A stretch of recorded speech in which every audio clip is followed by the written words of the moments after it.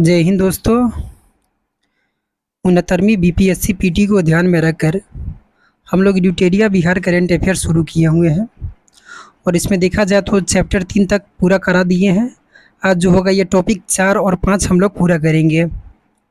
4, 5 और 6 भी देख लेंगे। ज़्यादा नहीं, 1 से 2 पेज में है, छोटा सा वीडियो होगा, जल्द कंप्लीट कर दिया जाएगा। तो चलिए शुरू करते हैं आज का टॉपिक। बिहार सरकार के आगामी लक्ष्य यहाँ से है, थोड़ा धुंधला आया हुआ है, मैनेज कर लीजिएगा, कोई बात नहीं। 1 सेकेंड। चलिए शुरू करते हैं। बिहार वन विभाग और मनरेगा के तहत 3 करोड़ पौधारोपण का लक्ष्य ये कब तक रखा गया है? सॉरी, ये बिहार सरकार का ये लक्ष्य है। तो क्या कहा जा रहा है कि बिहार वन विभाग और मनरेगा के तहत 3 करोड़ पौधा।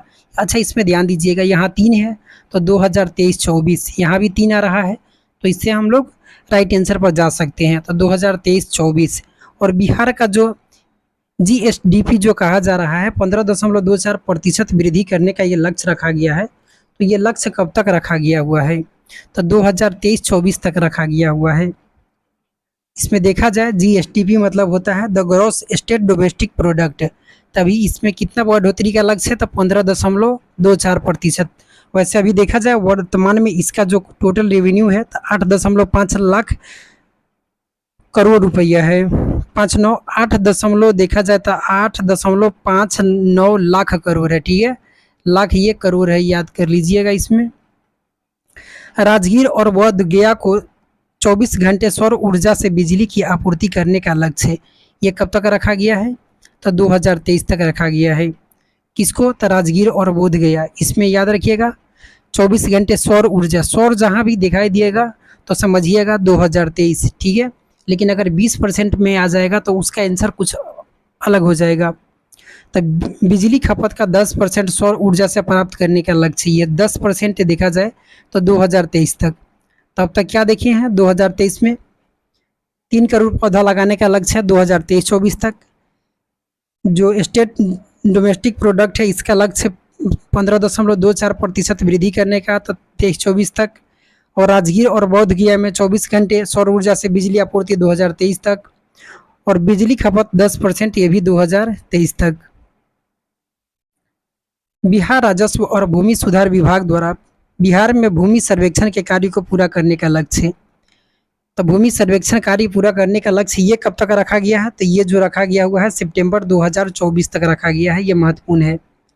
और बिहार के 7,000 गाँवों को दुग्ध सरकारी समितियों से आच्छादित करने का लक्ष्य ये कब तक? तो ये 2024-25 ये भी है। ठीक है, 2024-25। और बिहार के हर घर में प्रीपेड मीटर लगाने का लक्ष्य ये कब तक रखा गया है? तो मार्च 2025 तक का ये रखा गया है। तो इसमें से अगर सर्वाधिक महत्वपूर्ण देखा जाए तो इस पर स्टार लगा लीजिए, ये छपने वाला है। तो हर घर में प्रीपेड मीटर लगाने का लक्ष्य कब तक? तो मार्च 2025 तक।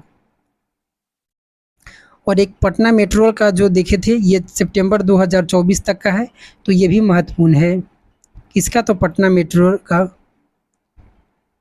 बिहार के निर्यात को कुल 20 गुना बढ़ा करके देश के कुल निर्यात का 10% करने का लक्ष्य ये कब तक रखा गया है? तो 2025 तक रखा गया है। क्या है? तो बिहार के निर्यात यानी कि यहाँ से हम जो वस्तु निर्यात करते हैं इससे 20 गुना और बढ़ाना है, और देश का जो कुल निर्यात है उसका 10% हमें प्राप्ति करने का लक्ष्य रखा गया है बिहार सरकार के द्वारा। कब तक? तो 2025 तक। आत्मनिर्भर बिहार के 7 निश्चय 2 के 7 लक्ष्यों को प्राप्ति करने का जो समय सीमा है ये 2025 तक है, तो ये भी महत्वपूर्ण है। और टीबी को पूरी तरह खत्म करने का लक्ष्य 2025, इस पर स्टार लगा लीजिए, छपने वाला क्वेश्चन है ये। और हेपेटाइटिस और एड्स पूछा जाए तो 2030 एड्स खत्म हो जाएगा तो हेपेटाइटिस वैसे ही खत्म हो जाएगा। ठीक है, तो दोनों 2030। और सौर ऊर्जा से लगभग 20% बिजली पाने का लक्ष्य है, तो यहाँ 20% में कितना है? तो 2030 तक है। लेकिन अगर 10% देखा जाए, 10% वाला में कितना था? तो ये 2000 कितना था? तो 23 तक था। और बिहार के सड़क दुर्घटनाओं में 50% तक की कमी लाने का लक्ष्य है, यानी कि सड़क जो दुर्घटना है इसमें 50% लहरिया कट जो मारता है उसको पकड़ के सोट देना है निमन से, ठीक है। उसके बाद ये अपने कमी आ जाएगा। तो ये 2030 तक है।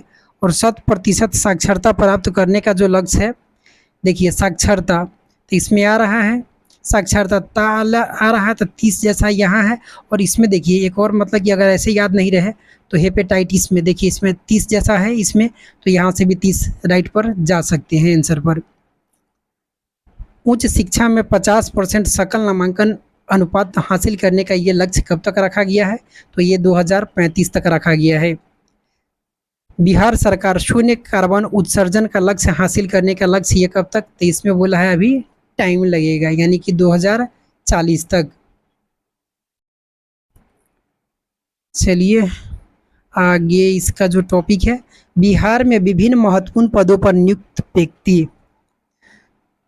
यानी कि विभिन्न जो पद है इस पर नियुक्त जो व्यक्ति हैं उसको देखना है। राज्यपाल कौन है? तो इस पर स्टार लगा लीजिए, ये क्वेश्चन छपेगा। राजेंद्र विश्वनाथ आर्लेकर। और मुख्यमंत्री जानते ही हैं नीतीश कुमार जी। उप मुख्यमंत्री तेजस्वी यादव।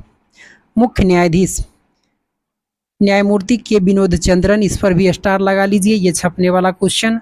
और विधानसभा के अध्यक्ष, विधानसभा में चौधरी याद रखिए, अवध बिहारी चौधरी, ये 17वें क्रम के हैं। और विधानसभा का उपाध्यक्ष, तो अध्यक्ष विधानसभा का जो अध्यक्ष है ये चौधरी है, ठीक है। और उपाध्यक्ष हजारों है, मतलब तो इसमें हजारी याद रख सकते हैं। अध्यक्ष थोड़ा पावरफुल होता है ना, तो चौधरी अपने आप को समझता है। और जो विधानसभा उपाध्यक्ष है तो इसमें उपाध्यक्ष तो हजारों हो सकता है, तो बी महेश्वर हजारी याद रखिए। और विधानसभा के नेता प्रतिपक्ष, यानी कि नेता जो है विपक्ष में, तो ये विजय कुमार सिन्हा है। तो नेता जो विपक्ष में होता है, बी से विपक्ष, बी से विजय। अब विपक्षी हमेशा सोचता है कि अब मेरा विजय हो, ठीक है। तो विजय कुमार सिन्हा याद रख सकते हैं। उसके आगे एक सेकेंड, विधान परिषद के सभापति, तो विधान परिषद के जो सभापति है ये कौन है? तो देवेश चंद्र ठाकुर है, ठीक है। और विधान परिषद उप सभापति, तो इसमें उप सभापति रामचंद्र पूर्वे जी हैं। और विधान परिषद के नेता प्रतिपक्ष, देखिए इसमें विधान परिषद में भी एक चौधरी है, तो इसका क्या नाम है? तो सम्राट चौधरी, लेकिन ये विपक्ष में, ठीक है। तो विधान परिषद नेता विपक्ष का ये सम्राट चौधरी। और मुख्य सचिव देखा जाए तो अमीर सुबहानी, इस पर स्टार लगा लीजिए, ये महत्वपूर्ण है। और मुख्यमंत्री के प्रधान सचिव देखा जाए तो अपने आप को उसको सिद्ध करना पड़ता है, ठीक है। नीतीश जी कहते हैं अरे सीधा अर्थ में समझाओ, क्यों घुमा करके कह रहे हो, ठीक है। तो मुख्यमंत्री के जो प्रधान सचिव हो जाएगा तो ऐसा सीधा अर्थ है। और महाधिवक्ता तो पीके शाही, तो ये भी इम्पोर्टेंट है। पुलिस निदेशक, महानिदेशक, तो ये राजविंदर सिंह भट्टी, हाँ तो ये तो आजकल भट्टी ही खोजने में लगे हुए हैं, तो भट्टी याद रखिए। पुलिस महानिदेशक राजविंदर सिंह भट्टी। और राज्य मुख्य निर्वाचन अधिकारी, जो निर्वाचन अधिकारी है ये कौन है? तो HR श्रीनिवास जी हैं। और राज्य के मुख्य सूचना आयुक्त अगर पूछा जाए तो नरेंद्र कुमार सिन्हा है। और राज्य के अन्य सूचना आयुक्त अगर देखा जाए तो त्रिपुरारी शरण और फूलचंद्र चौधरी है। लोकायुक्त जो है न्यायमूर्ति श्याम किशोर शर्मा है। न्यायमूर्ति कौन है? तो लोकायुक्त, ये भी इम्पोर्टेंट है, न्यायमूर्ति श्याम किशोर शर्मा याद रखिए। और महालेखाकार, इसमें देखिए महालेखा, इसके नाम में ही लग रहा है कि विशाल है ये, तो विशाल बंसल, ठीक है। BPSC के अध्यक्ष अगर देखा जाए, बिहार लोक सेवा आयोग के अध्यक्ष तो अतुल प्रसाद जी हैं। बिहार राज्य मानवाधिकार देख रहे हो विनोद, यहाँ मानवाधिकार की बात हो रहा है, लगता है सचिव जी तो सचिव जी वाला हाल है यहाँ। तो मानवाधिकार आयोग का जो अध्यक्ष है विनोद कुमार सिन्हा, याद रखिए। बिहार राज्य पिछड़ा वर्ग आयोग के अध्यक्ष, इसमें देखा जाए पिछड़ा वर्ग आयोग तो संजय कुमार, ठीक है। और राज्य अनुसूचित जनजाति अगर देखा जाए, इसका अध्यक्ष पूछा जाए तो इसमें शंभू कुमार सुमन, मतलब कि सुमन याद रखिए, सुमन मतलब कि जनजाति का सुमन, ठीक है। बिहार विधानसभा के लोक लेखा समिति के अध्यक्ष, तो ये कौन है? तो तारकिशोर प्रसाद जी हैं, ये भी इम्पोर्टेंट है। बिहार इंजीनियरिंग विश्वविद्यालय के पहले कुलपति, तो इंजीनियरिंग में वर्मा जी का नाम याद रखिए, ठीक है। प्रोफेसर सुरेश कुमार वर्मा है बिहार इंजीनियरिंग, ठीक है। सुरेश कांत वर्मा है। और बिहार स्वास्थ्य विज्ञान विश्वविद्यालय के पहले कुलपति, तो स्वास्थ्य विज्ञान विश्वविद्यालय इसमें है, तो कौन है? तो सुरेंद्र नाथ सिन्हा। तो ये सब याद रखिएगा, इसमें 1 नंबर वाला पूछ दिया जाएगा या 3-4 दे दिया जाएगा, और कहेगा इसको मिलान कीजिए, क्योंकि इजी क्वेश्चन अब पूछने का जो है ये भूल जाइए। अब क्वेश्चन ऐसे ही दिया जाएगा 3-4 दे करके बोलागा मिलान कीजिए, और उसमें भी थोड़ा सावधानी पूर्वक, क्योंकि बीपीएससी ऑप्शन ई भी होता है। स्वास्थ्य वर्तमान केंद्रीय मंत्रिमंडल में शामिल बिहार राज्य के मंत्री, तो कौन था केंद्रीय मंत्रिमंडल में? पशुपति कुमार पारस, ये याद ही होगा, खाद्य प्रसंस्करण और उद्योग मंत्री। गिरिराज सिंह, ग्रामीण विकास और पंचायती राज मंत्री। आर.के. सिंह, विद्युत और नवीकरणीय ऊर्जा मंत्री। ये कैबिनेट मंत्री। और राज्य मंत्री अश्विनी कुमार चौबे, उपभोक्ता मामले, खाद्य, पर्यावरण और वन मंत्री। और नित्यानंद राय, ये इंपॉर्टेंट है, इसमें याद रखिए गृह मंत्रालय। पेज जो है ये 6 कंप्लीट हुआ। आगे बस एक ही पेज और पढ़ाएंगे। बिहार से संबंधित जो पुरुष है, इसमें देखिए संगीत नाटक अकादमी पुरस्कार, तो राष्ट्रपति द्रौपदी मुर्मू द्वारा कब? तो फरवरी 2023 में। इसको थोड़ा जूम करने दीजिए, 1 सेकेंड। हाँ अब देखिए, तो कब? तो फरवरी 2023 में बिहार की 6 हस्तियों को संगीत नाटक अकादमी पुरस्कार प्रदान किया गया। ठीक है, तो कितने के? तो 6 हस्तियों को ये यहाँ याद रखिए। कब? तो फरवरी 2023 में। किसके द्वारा? तो प्रेसिडेंट राष्ट्रपति द्रौपदी मुर्मू के द्वारा। और इसमें किसको मिला गया? तो देखिए 2019, 20 और 21 के लिए प्रदान किया गया, 2-2 का टर्म है। तो इसमें कुमुद कुमार झा, जो कुमुद झा दीवान है, ये ठुमरी गायक है, इनको वर्ष 2021 के लिए प्रदान किया गया। ठीक है, नीलेश्वर मिश्रा, ये वर्ष 2021 के लिए। मिश्रा जी का अच्छा नाटक यानी कि अभिनेता, एक्टिंग, वर्ष 2021 के लिए। तो वर्ष 2021 के लिए 2 को मिला।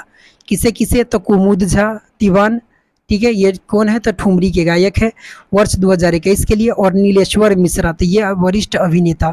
इन दोनों को क्या मिला? तो संगीत नाटक अकादमी पुरस्कार प्रदान किया गया वर्ष 2021 के लिए।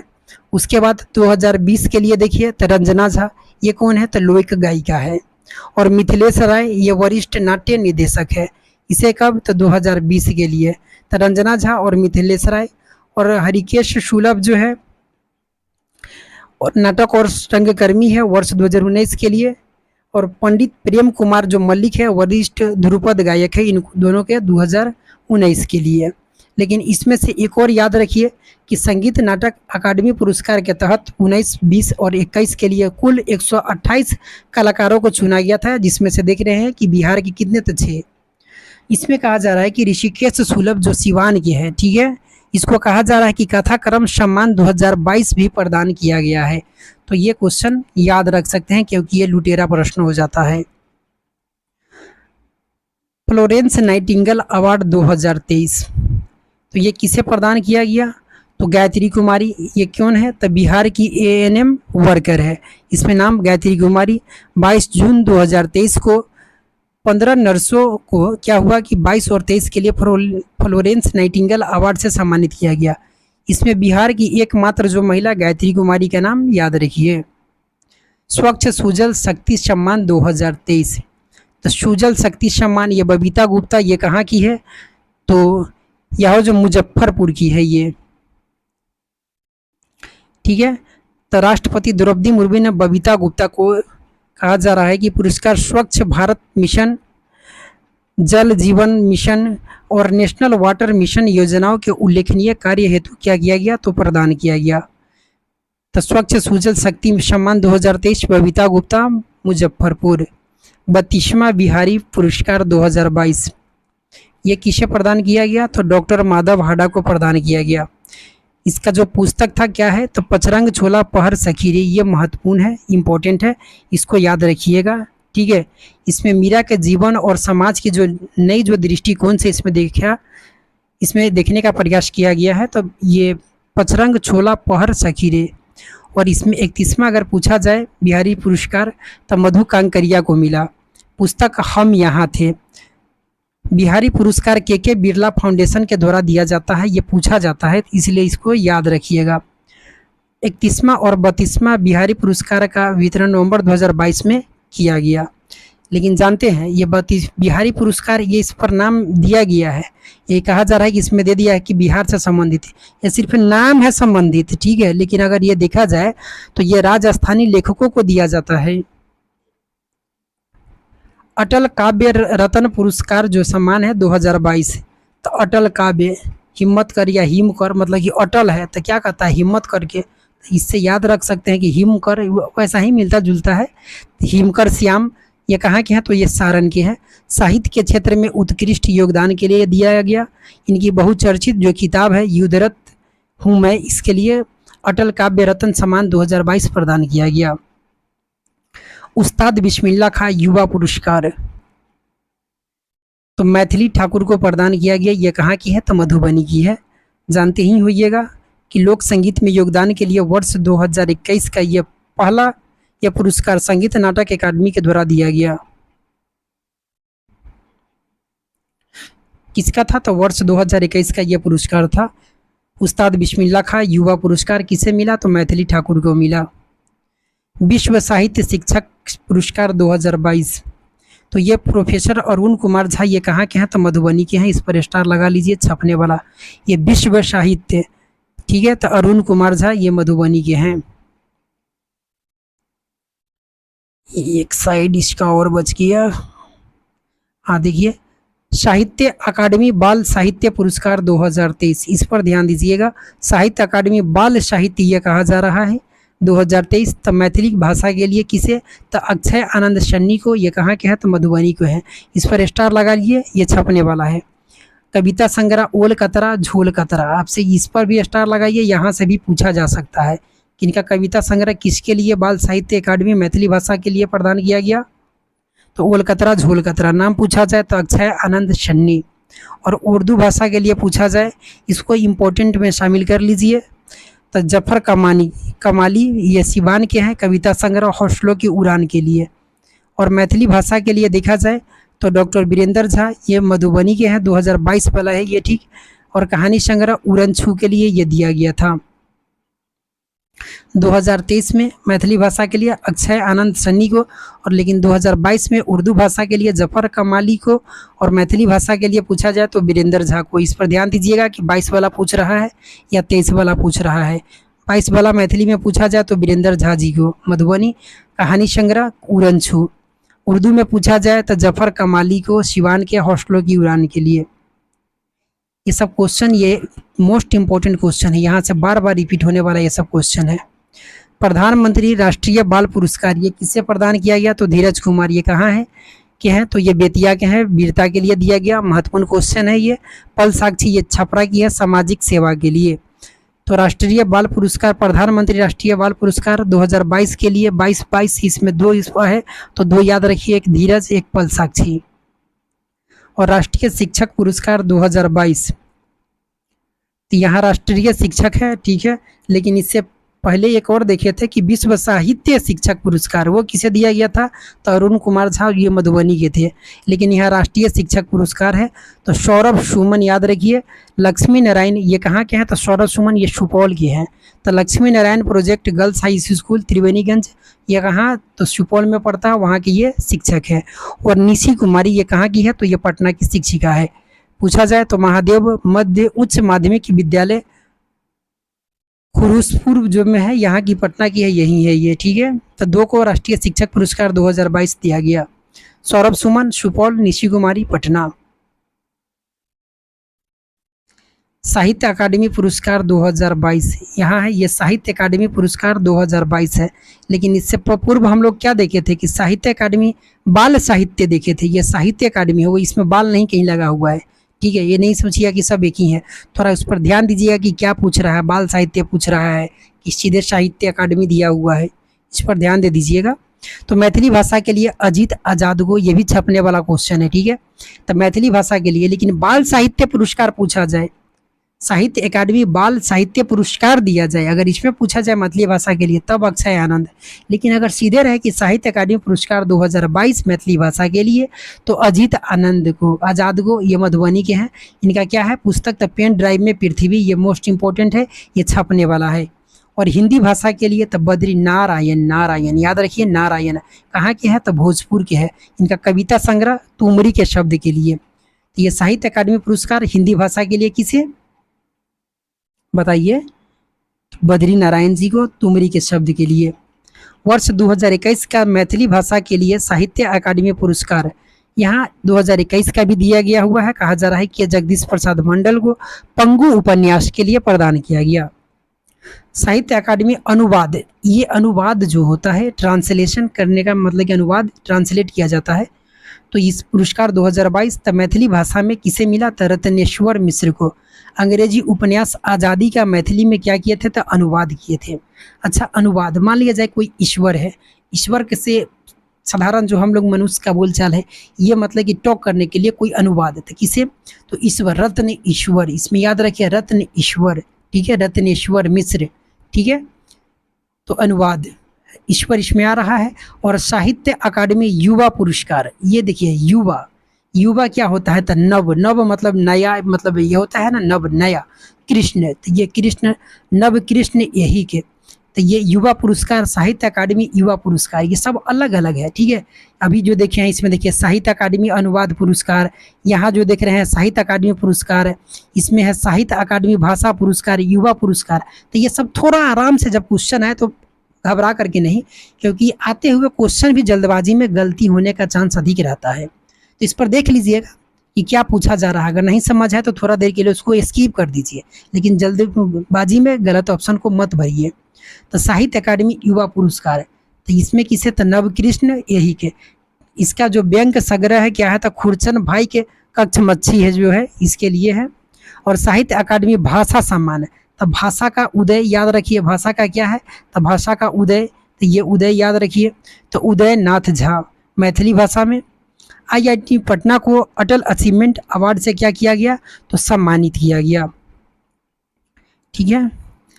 बिहार से संबंधित अन्य पुरस्कार, ये जो 2 पेज है इसका, ये और पद्म पेज नंबर 7 और 8, ये कल अभी है समय, आराम से धीरे धीरे भी हम लोग पढ़ेंगे 1 से 2 पेज, तो एग्जाम 1 महीना तक अच्छा खासा हम लोग पकड़ इस पर बना लेंगे, ठीक है।